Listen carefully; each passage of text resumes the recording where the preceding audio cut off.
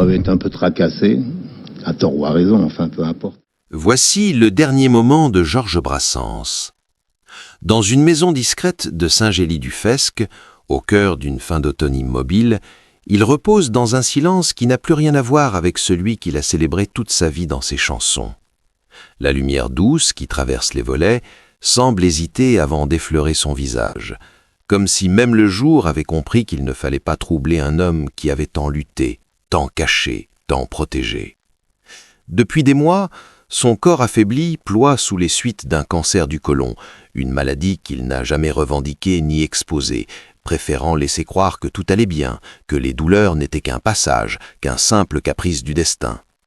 Mais en cette soirée de la fin du mois d'octobre de l'année 1981, il n'y a plus de mensonges possibles, plus de bravade poétique, plus de sourires pour rassurer ceux qui veillaient autour de lui.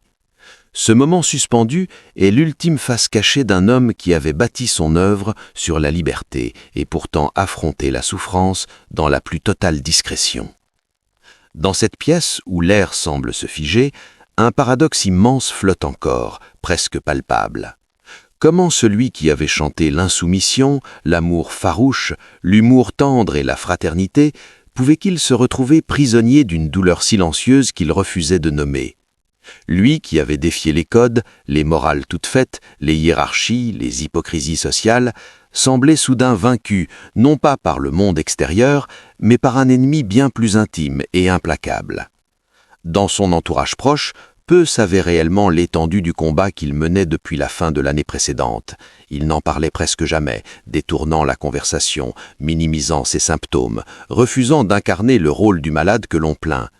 Il voulait rester Brassens, tel qu'on l'avait connu, tel qu'on l'avait aimé, tel que la France entière continuait de l'imaginer. Un poète solide, un esprit libre, un homme qui traversait la vie avec la même nonchalance que ses mélodies. Mais derrière cette façade calme se cachait un secret plus lourd que tous les scandales auxquels il avait échappé. Depuis de longues années, déjà avant que le cancer ne vienne bouleverser son existence, son corps lui envoyait des signes, des douleurs persistantes, des alertes qu'il préférait ignorer. Ceux qu'il avait croisés dans les mois précédant son départ remarquaient parfois une fatigue nouvelle, une raideur qui n'existait pas autrefois, un souffle court qui contrastait avec sa démarche d'ancien réfractaire jovial. Pourtant, jamais il ne s'est apitoyé, jamais il n'a protesté publiquement, jamais il n'a laissé filtrer autre chose qu'un demi-sourire, comme si avouer la souffrance revenait à trahir son propre idéal de pudeur et d'élégance morale. Cet écart immense entre l'homme public et l'homme intime, entre la voix libre et le corps meurtri, sera le fil rouge de son dernier chapitre. Et alors que la nuit tombe sur Saint-Gély-du-Fesque, une question douce mais insistante semble hanter la pièce où il repose. Comment un chanteur qui avait offert à la France quelques-unes des plus belles ballades de la liberté avait-il pu traverser les derniers mois de sa vie dans une lutte presque silencieuse, entouré de très peu de témoins ? Pourquoi tant de retenue ? Pourquoi tant de solitude ? Était-ce un choix assumé, fidèle à sa philosophie profonde, ou bien la conséquence d'une époque, d'un caractère façonné par la pudeur, d'une volonté farouche de ne jamais devenir un symbole de faiblesse ? Cet équilibre, ce décalage bouleversant entre l'homme public et l'homme intime, entre la voix libre et le corps meurtri, sera le cœur de notre récit. Car derrière les chansons immortelles, derrière l'image du poète rebelle, se cachait un homme qui, jusqu'au bout, a choisi d'affronter la douleur avec la même dignité silencieuse que ses mots avaient su offrir au monde. Et c'est dans cet ultime silence que Georges Brassens nous échappe pour la dernière fois. Il faut revenir bien en arrière pour comprendre l'ombre douce et le mystère lumineux qui entourent encore aujourd'hui le nom de Georges Brassens. Né dans la ville de Sète, un jour d'automne de l'année 1921, il grandit dans un quartier populaire où la musique, les discussions animées et les valeurs simples façonnent son regard sur le monde. L'enfant qu'il était déjà préfère les mots aux démonstrations inutiles, les histoires aux discours pompeux, les chansons murmurées à la fanfare bruyante. Plus tard, il niera toute ambition de gloire, mais c'est pourtant là, au bord de la mer et dans l'ombre bienveillante de sa famille, que germe l'étincelle d'un futur poète qui allait bouleverser la chanson française. Lorsque les années de jeunesse laissent place à l'incertitude de la guerre, il traverse l'épreuve avec une discrétion presque paradoxale, conscient que la violence du monde renforce en lui le besoin de liberté intérieure. Cette liberté qui deviendra l'axe central de toute son œuvre. C'est à Paris que le mythe Brassens commence réellement à se construire. Dans les petites rues de la capitale d'après-guerre, il peine, il écrit, il doute, mais n'abandonne jamais. L'impasse Florimond, refuge inattendu offert par Jeanne Planche, devient pour lui un port d'attache, un lieu où se tissent les premières grandes chansons. Là, dans cette maison modeste, il polit sa plume, forge son style, affine cette manière unique de dire les choses sans hausser la voix. Le public français découvre alors un artiste différent de tous les autres, un homme qui refuse l'apparat, qui décline les concessions, qui chante ses vérités sans artifice. Ses chansons semblent simples mais portent une force littéraire immense, mêlant humour, tendresse, insolence et philosophie. À une époque où la chanson se rapproche encore du divertissement léger, Brassens impose une autre voix, une voix où chaque mot pèse, où chaque phrase compte une histoire, où chaque silence lui-même a du sens. Au fil des années, il devient l'une des voix les plus respectées du pays. Ses titres se répandent dans les cafés, les théâtres, les foyers, puis finissent par entrer au patrimoine culturel français. Ce n'est pas seulement sa musique que l'on admire, mais l'homme derrière la musique. Brassens apparaît semblable à ses chansons, authentique, fidèle à ses valeurs, peu enclin à se plier aux modes ou aux attentes du monde médiatique. On ne lui connaît pas de scandales retentissants ni de conflits spectaculaires. Il cultive une forme de discrétion rare pour un artiste de son statut, une humilité presque désarmante qui contribue à renforcer sa légende. Et pourtant, derrière cette image de poète inébranlable, se dessine déjà le thème central de notre récit, une fragilité intime que très peu percevaient, un combat physique dont l'ombre ne se devinait jamais sur scène. Car l'histoire de Brassens est aussi celle d'un paradoxe permanent, d'une tension douce entre la liberté qu'il chantait et la réserve profonde qu'il incarnait. Alors que la France l'applaudit, alors que sa voix devient emblématique d'une génération, il se tient volontairement à distance des projecteurs. Il n'aime ni les honneurs publics, ni les démonstrations d'admiration. Il fuit la lumière trop crue et préfère les salons feutrés où l'on peut parler de littérature plutôt que de gloire. Cette pudeur, qui a longtemps été vue comme une marque de noblesse, finirait par devenir un voile, derrière lequel se cachent non seulement ses convictions, mais aussi ses douleurs. À l'époque, personne ne pouvait imaginer que cet homme célébré pour sa force tranquille traverserait ses dernières années dans une lutte silencieuse, presque invisible aux yeux du public. C'est cette contradiction profonde, cette frontière délicate entre grandeur artistique et fragilité humaine, qui prépare le terrain pour l'intrigue à venir. Car l'ascension fulgurante de Georges Brassens n'est que le prélude de la vérité beaucoup plus intime et bouleversante que révéleront les chapitres suivants. Tout commence par un signe si discret que beaucoup n'y ont prêté aucune attention. À la fin de l'année 1980, alors qu'il prépare encore quelques projets, Georges Brassens sent une douleur étrange, profonde, qui n'a plus rien de commun avec les coliques néphrétiques qu'il supportait déjà depuis des années. Cette fois, la gêne persiste, revient, s'installe avec une insistance inhabituelle. Ceux qui le voient alors remarquent une fatigue nouvelle, un souffle légèrement plus court, une façon de poser la main sur son ventre comme pour dompter une inquiétude qu'il ne nomme pas. Pourtant, fidèle à sa pudeur légendaire, il minimise, répond avec un sourire, détourne chaque question. L'homme qui avait chanté la liberté refuse désormais d'être prisonnier du rôle de malade. Mais l'élément déclencheur est là, silencieux, invisible pour le public, et pourtant décisif. Un diagnostic tombe, un mot lourd, un mot qu'il n'emploiera presque jamais lui-même, un mot qui annonce un long combat intérieur, celui d'un cancer du côlon. À partir de cet instant, un décalage s'installe entre la réalité de son quotidien et l'image que la France continue de porter en elle. Dans ses rares apparitions, Brassens semble inchangé, avec son regard doux et ce mélange de gravité et d'ironie qui a marqué des générations entières. Mais dès qu'il franchit le seuil de sa maison, la lutte recommence. Les consultations, les douleurs, les nuits où le sommeil se dérobe, les moments où la lassitude pèse plus lourd que ses convictions. Une opération est pratiquée dans un hôpital de Montpellier, un geste nécessaire pour tenter de contenir la maladie. L'intervention apporte un léger mieux, une parenthèse fragile où l'espoir renaît. Mais cet espoir ne trompe personne dans son entourage. Brassens n'a plus la même énergie, plus le même appétit de vie qu'auparavant. Il continue pourtant à rassurer, à dire que ce n'est rien, que cela passera, comme s'il était plus urgent de protéger les autres que de se protéger lui-même. Cette retenue, admirable et déchirante à la fois, marque le début d'un repli que très peu sauront interpréter. Peu à peu, l'isolement s'impose, non par contrainte mais par choix. Brassens n'a jamais aimé l'agitation, et encore moins l'idée d'être observé dans un moment de fragilité. Il se retire à Saint-Gély-du-Fesque, un lieu calme, presque hors du monde, où l'air semble plus léger et où les journées s'écoulent avec une tendresse silencieuse. Là, entouré d'une poignée de proches, il affronte la progression de la maladie avec une dignité presque irréelle. Il écrit encore parfois, griffonne des phrases, relit quelques textes, se perd dans les souvenirs des amis disparus ou lointains. Mais la plume qui autrefois jaillissait comme une évidence devient plus lente, plus hésitante. Le poète n'a rien perdu de son intelligence ni de sa sensibilité, mais il sent que son corps n'avance plus au même rythme que son esprit. Les visites médicales se multiplient, les douleurs deviennent plus fréquentes, et les journées où il peut réellement se lever sans souffrance se raréfient. L'homme libre, celui qui défiait les règles et refusait les compromis, se retrouve face à une adversité qu'il ne peut apprivoiser que par le silence. Ce silence, justement, devient l'élément central de son intrigue intime. Brassens ne se plaint pas, ne raconte pas, n'explique rien.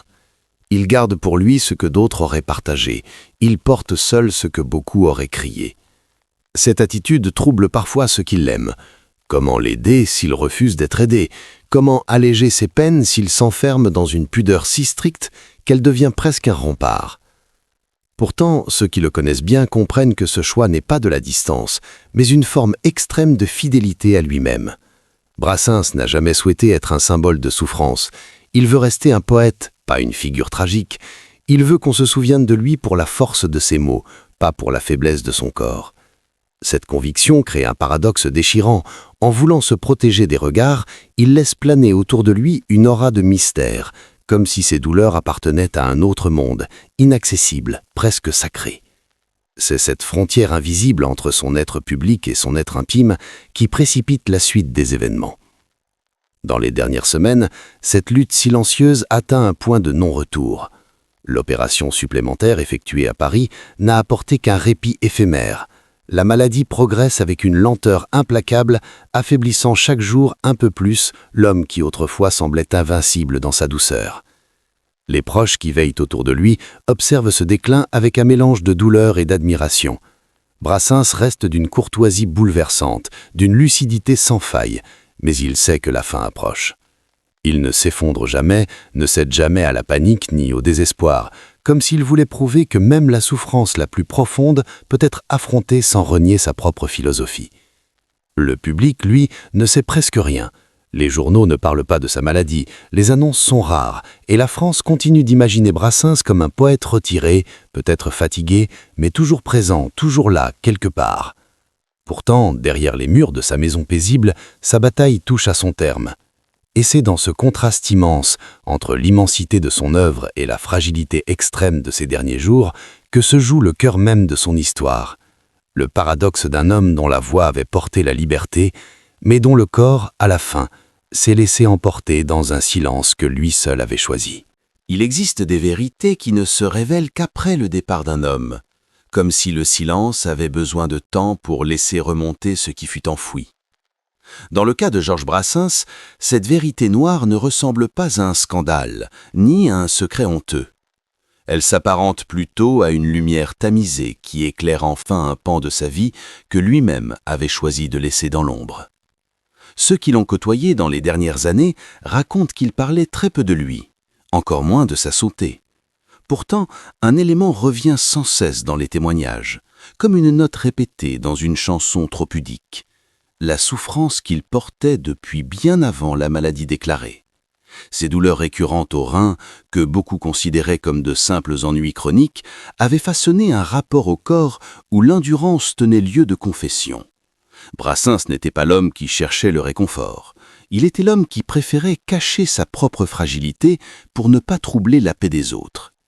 Cette posture, admirable par sa noblesse, devient aujourd'hui bouleversante quand on la replace dans le contexte de sa dernière année. Les proches qui l'entouraient à Saint-Gély-du-Fesque se souviennent d'un détail qui, avec le recul, a pris une importance presque symbolique. Lorsqu'il souffrait trop, il ne demandait jamais qu'on l'aide. Il s'asseyait dans un fauteuil, fermait les yeux et attendait que la douleur passe, comme s'il apprivoisait une bête sauvage qu'il refusait de combattre frontalement. Cette attitude déconcertait parfois. Pourquoi ne pas parler, ne pas expliquer, ne pas se plaindre? Mais Brassens n'avait jamais considéré la souffrance comme un sujet public. Pour lui, elle appartenait à ce territoire intime que personne n'a le droit d'explorer sans y être invité. On raconte que certains soirs, il relisait des vers anciens ou fredonnait des mélodies déjà écrites, comme si la poésie et la musique étaient les seuls témoins légitimes de ce qu'il traversait. Un carnet retrouvé après sa disparition comportait quelques lignes inachevées où la main tremblante trahissait plus que les mots eux-mêmes. Aucun secret sensationnel, aucune révélation explosive, seulement la trace délicate d'un homme qui écrivait encore pour rester vivant. La vérité noire, pourtant, ne réside pas seulement dans la maladie ou la douleur.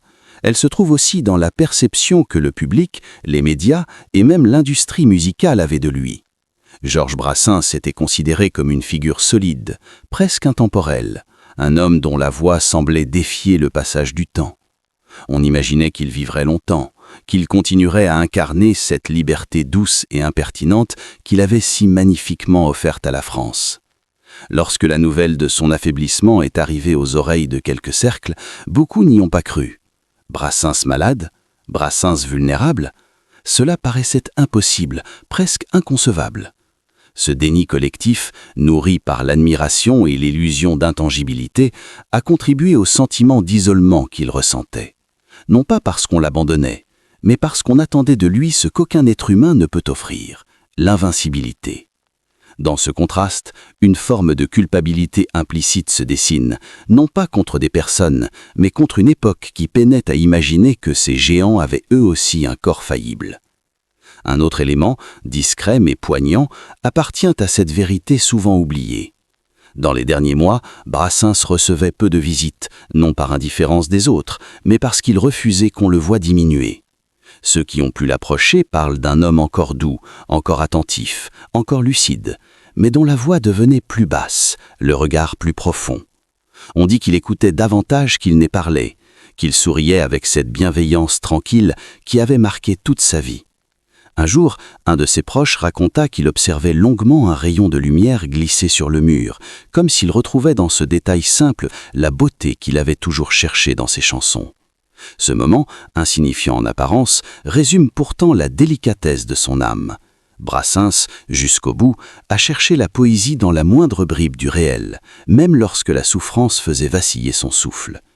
Il n'a pas laissé de message final, pas de phrase ultime destinée à traverser le temps. Peut-être parce qu'il considérait que l'essentiel avait déjà été dit à travers son œuvre et qu'aucun mot supplémentaire ne serait plus sincère que son silence. Et puis, il y a ce dernier détail, celui qui bouleverse encore aujourd'hui ceux qui s'intéressent à ces derniers instants.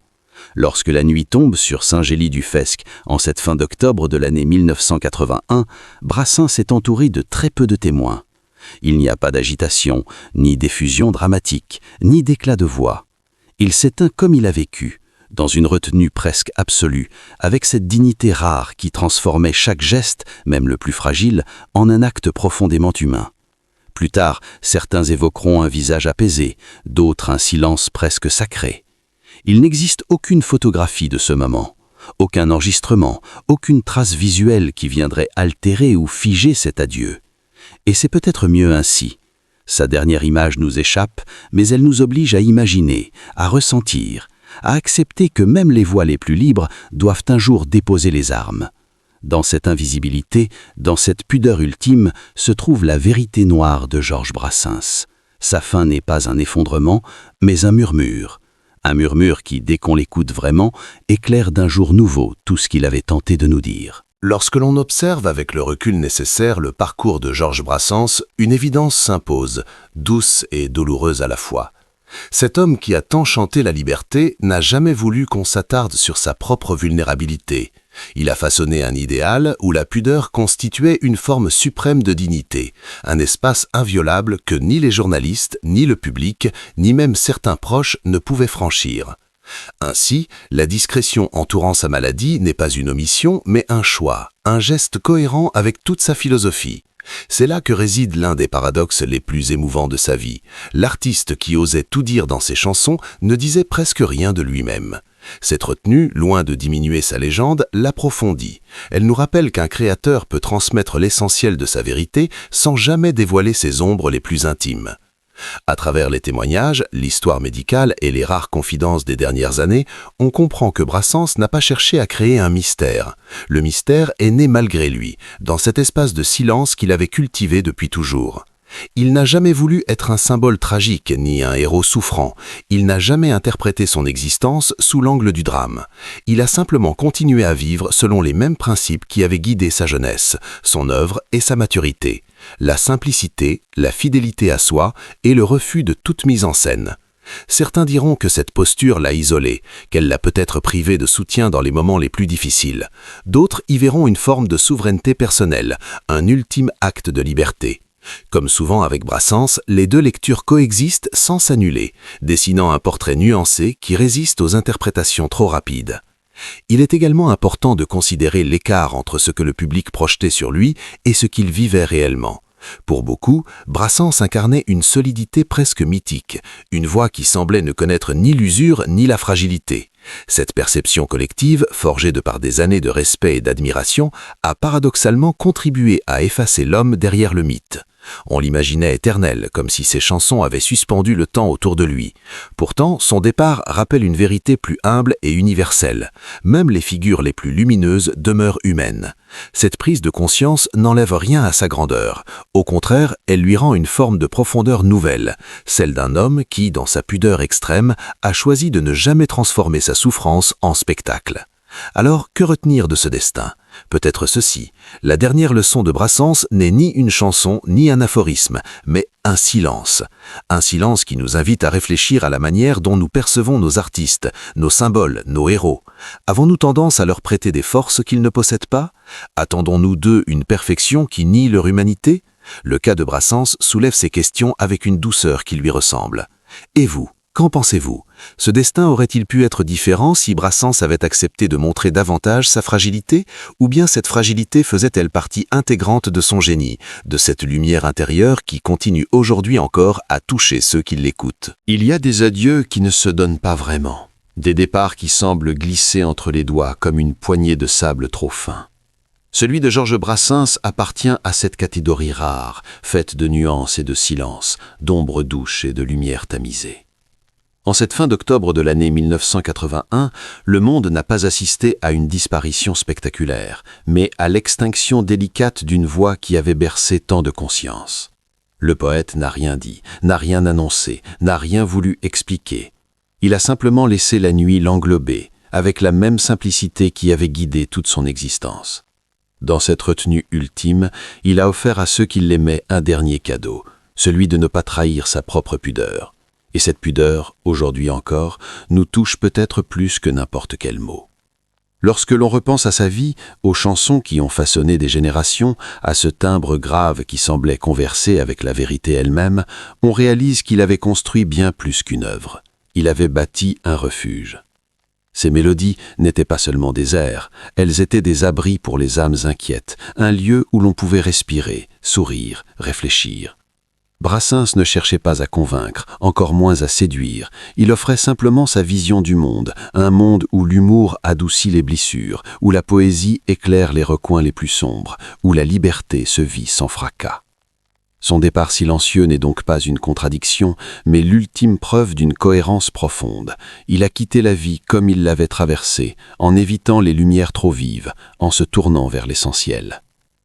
Peut-être est-ce pour cette raison que son souvenir ne s'est jamais effacé. À Sète, dans les rues qui longent la mer, son nom résonne encore comme un parfum d'enfance.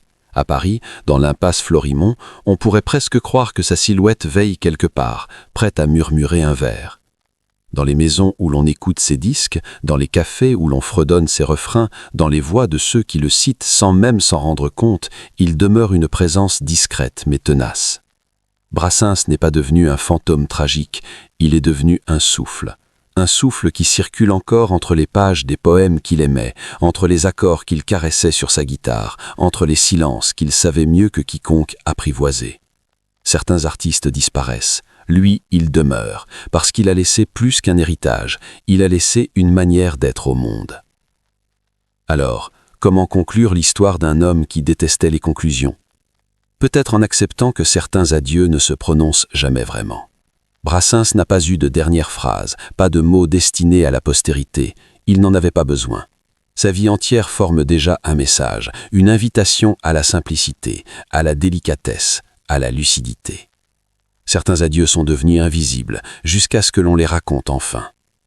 Aujourd'hui, en retraçant les derniers instants de Georges Brassens, nous ne tentons pas de percer un secret, mais de comprendre ce qui rend son absence encore si vivante.